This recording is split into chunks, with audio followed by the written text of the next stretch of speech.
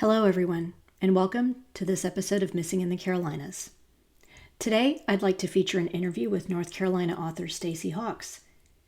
Her book, Dividing Ridge: The Unsolved Murder of Elva Brannock, is a cross between true crime and historical fiction. Here's the synopsis. Dividing Ridge is based on a true story of an unsolved crime that took place along the Blue Ridge Parkway in Alleghany, North Carolina in 1937. After a young woman goes missing on her way to school, a community is left on edge. With news spreading quickly of her disappearance and gossip swirling, it is up to local law enforcement to restore a sense of safety and one determined sheriff to bring justice to her family. There are a number of missing persons cases right here in the Carolinas, and some have received more media attention than others. These are the stories that tug at our heartstrings, make us pray it never happens to anyone in our families, and wonder if there is still any way to find closure for these missing persons and their loved ones. I'm Renee Roberson.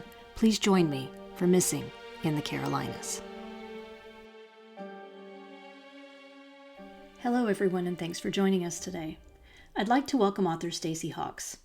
Stacy is a resident of Alleghany County, North Carolina, located in the Blue Ridge Mountains. After graduating from Alleghany High School as a North Carolina scholar, Stacy received her Associate of Arts degree from Wilkes Community College in History. In 2008, she graduated with the Bachelor of Arts in History from Brevard, North Carolina, and in 2011 with a Master's in Education from Liberty University in Lynchburg, Virginia. Stacy is also a published poet and the author of a research paper. During her time in Brevard, she focuses on the creation of the Blue Ridge Parkway and its impact on Appalachia. As a result of her research, she was awarded the History Project of the Year by the Brevard College History Department in 2008. Stacy is an author in residence for Appalachian Memory Keepers and a member of Alleghany Writers.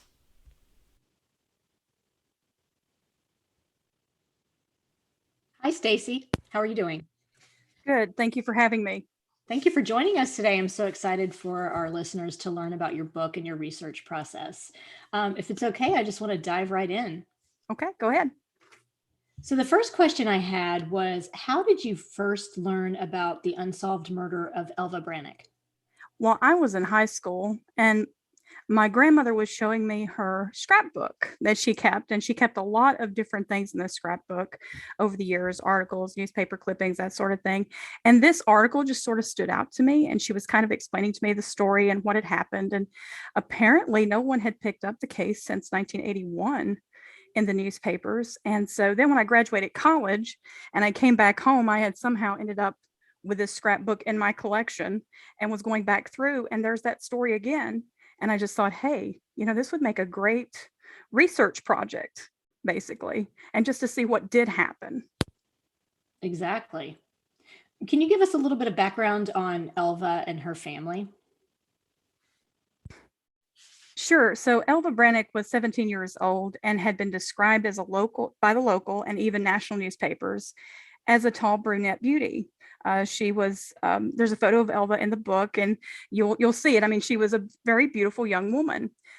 She was the daughter of a farmer, and there were lots of farms in Alleghany during that time.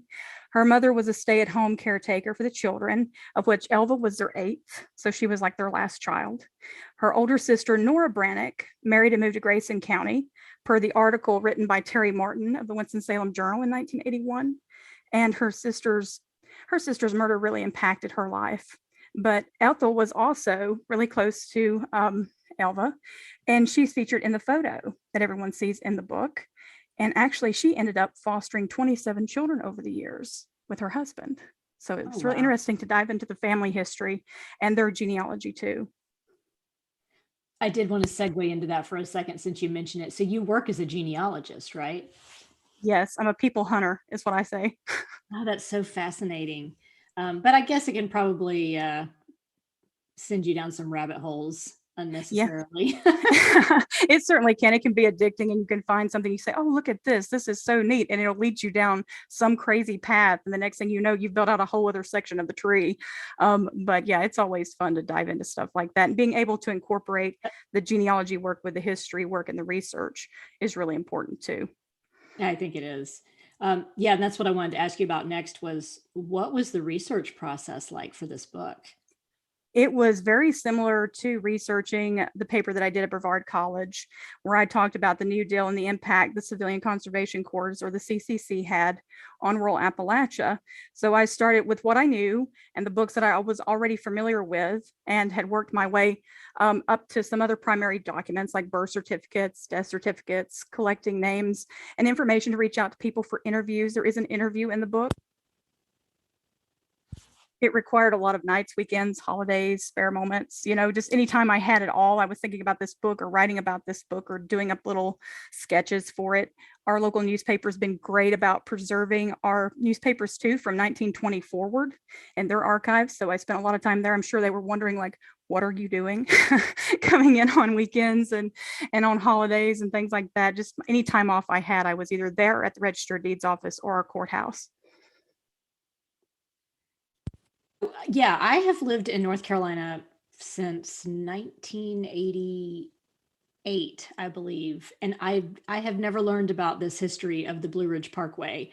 So I wanted to see if you could tell us a little bit, since you did such an extensive research project on it, um, as part of the New Deal that was going on at the time. What did you learn that maybe a lot of us don't know? So Alleghany is home to Senator Robert Doughton, Representative Robert Doughton, and he was actually the father of the Blue Ridge Parkway. That's what we call him.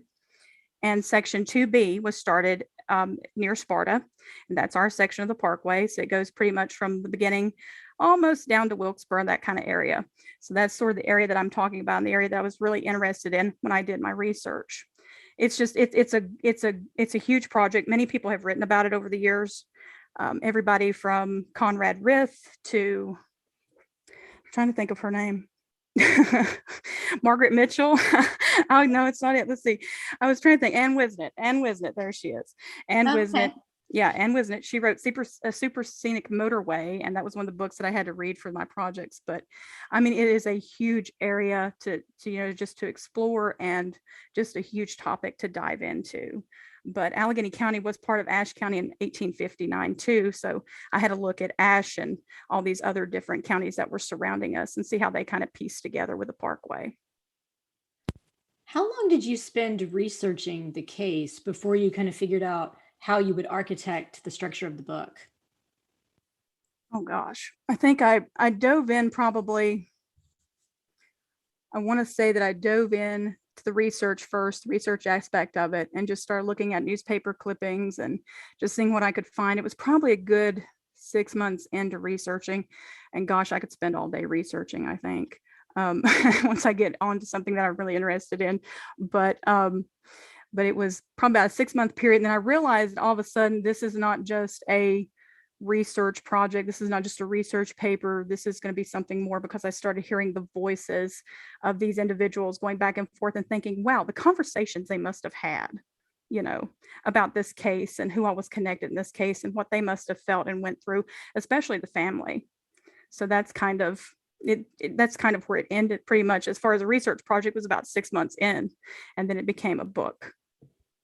Right. And the family was so large and colorful, hard working. I can see how you would want to include some of that language in there. So I guess it's considered more of a historical fiction book than a true crime book necessarily.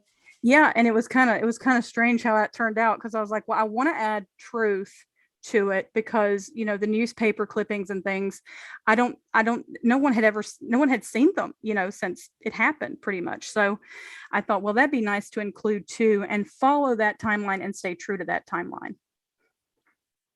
So give us a little background on what happened to Elva Brannock. So what happened was, she went missing on her way to school, and then all of a sudden everybody's kind of on alert, and the sheriff gets notified that, hey, we have a missing girl out in the Saddle Mountain community in Alleghany County. And he goes out and talks to the family. The family's done been around to, like, her teacher, to her friends, just trying to figure out where she might have been, or if she was with somebody that afternoon, because she didn't come home. So then the sheriff takes it up, and they put together search parties of 200 plus people come out and look for this girl. And it's really kind of it's a difficult topic for sure to explore, but it was a lot. It was really interesting too, to see the community turn out the way it did. Why do you think that the story was picked up again in 1981 after being like nobody writing about it for so long? Was there just a reporter that discovered it and maybe decided to look into it again? I think so. I think so. I think it was just Terry Martin just being kind of curious to see where things landed or see where things, stood at that time, because by then it had been quite a few years, you know, till since nobody had said anything else about it. Also, Joe Roberts, the sheriff here in Alleghany County, was the last sheriff to actually investigate the case, and he was the sheriff during the 1980s. He really went hard trying to figure out who did this to Elva so that he could give the family some answers. What do you think have been some of the most prevalent theories of what happened to her?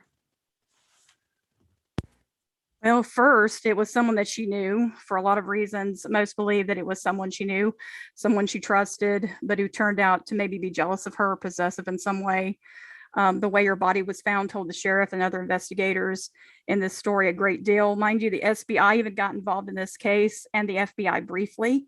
So a lot of eyes were on this. And from reading Douglas and Olashaker, their book called The Anatomy of a Murderer, it kind of backs up that story or that theory. Right. It seemed to me like some of the sort of early profiling was done in this when they were talking about that. Yeah. True crime is such a, sorry, go ahead. And the second one was, of course, the Civilian Conservation Corps workers, because they, and there was also that belief out there was more than one killer. So it might have been more than one of these guys going at it, which might make sense. Elva was tall and she would have not been easily moved. However, a doctor showed even said in the paper that her body was dragged for several feet. So at some point, that kind of didn't fit either, but she was found a ways from where she had been seen too, from where she'd been last seen. So this part is a maybe for me. I don't know if that theory really holds any kind of water, but as a parkway worker, these guys could just pick up and leave and not come back. And then of course the third theory was the moonshiner theory. And this theory made no sense for me either, because although they were moonshiners here in the county, moonshiners never placed their stills in view of anything. They kept them hidden near water supplies and guarded, possibly. Right. Very unlikely that she had stumbled upon anything like that, right? Right. You thought too when I was reading about that.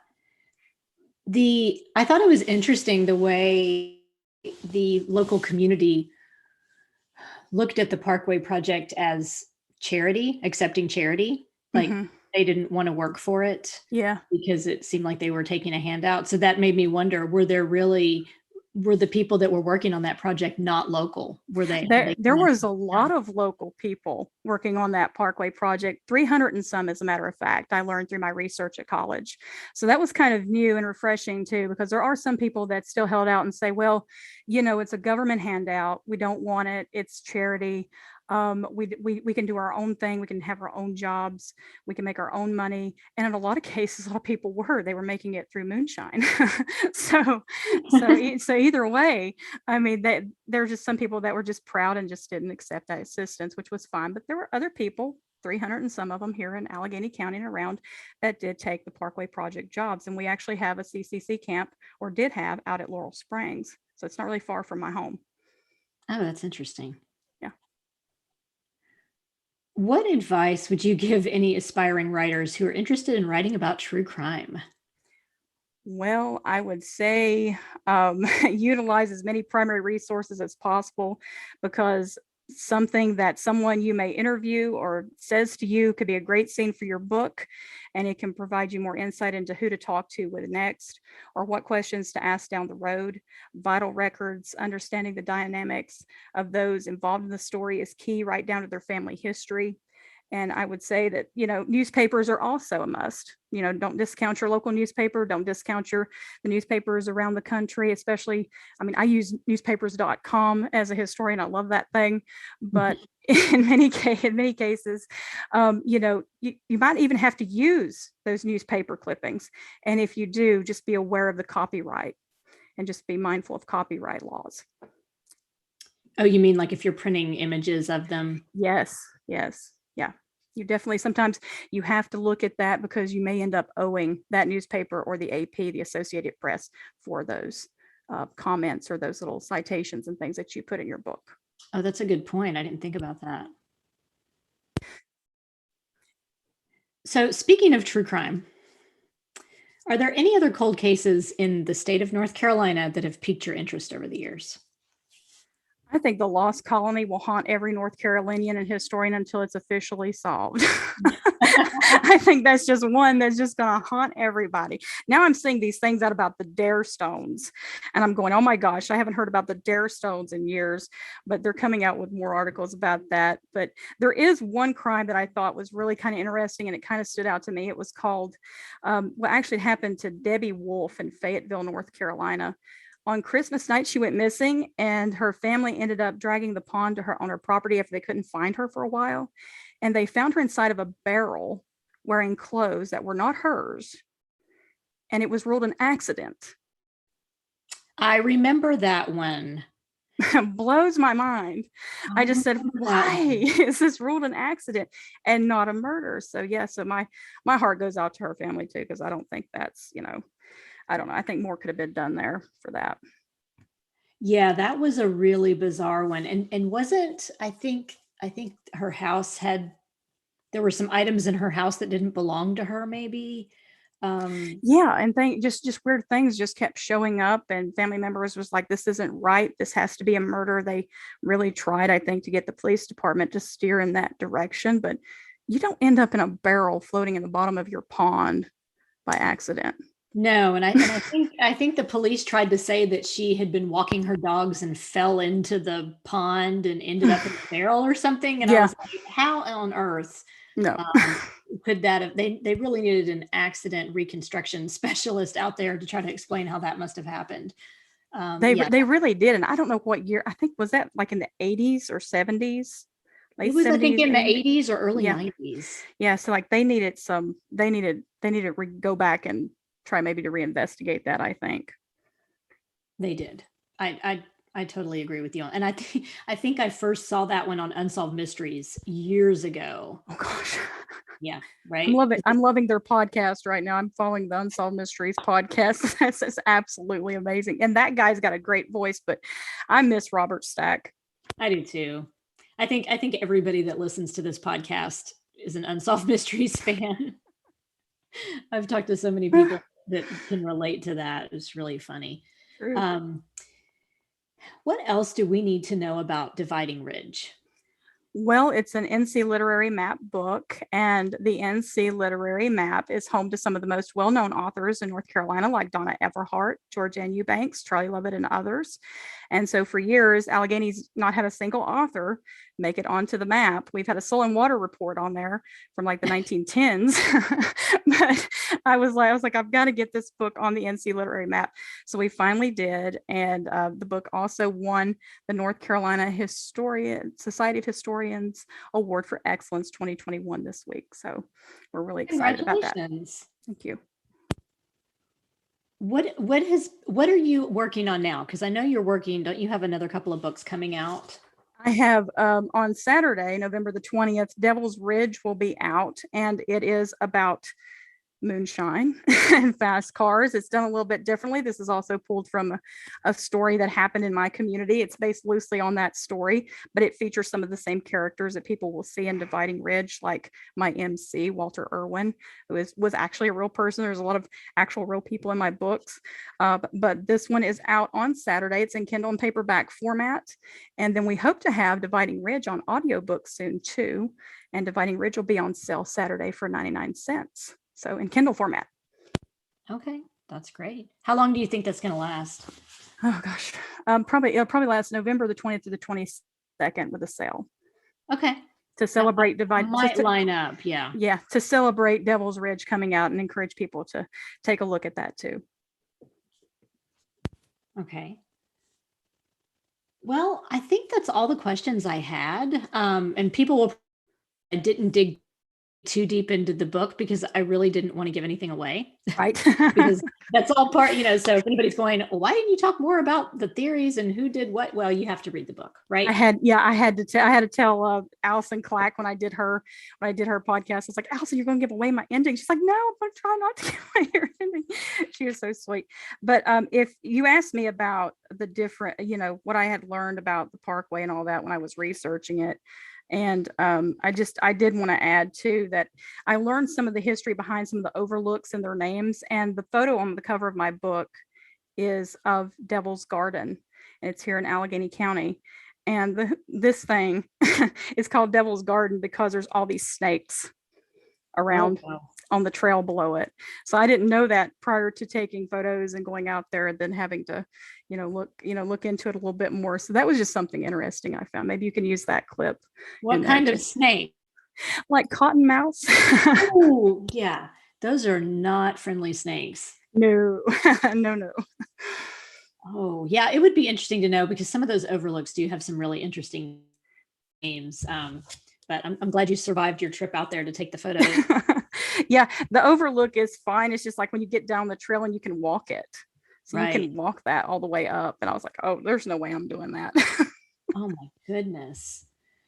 Well, I think that's all we had. And I just wanted to thank you again for your time today. And I know I need to ask, where can we find your book? You can find my book on Amazon, and you can also find it on Bookshop if you'd like to support your local indie bookstore. You can visit Dividing Ridge Books at dividingridgebooks.webador.com to get all of my publications, gifts, and more. Okay, and I will put that information in our show notes too, in case anyone wants to go directly click on the links that will be available. Sure. Again, Stacy, thank you so much for joining us today. And keep listening to the podcast. I'm so happy to hear you're a fan. And have a great rest of the day. Thank you. You too. I really appreciate it. And I appreciate being here. I hope everyone enjoys the holiday season. And if you do need the Linktree link, just let me know. I'll send it to you. Sounds great. Yeah, go ahead and email that to me and I'll get that put up there. All right. Thank you so much. Okay. Thanks. Have a good day. You too. Bye-bye. Bye.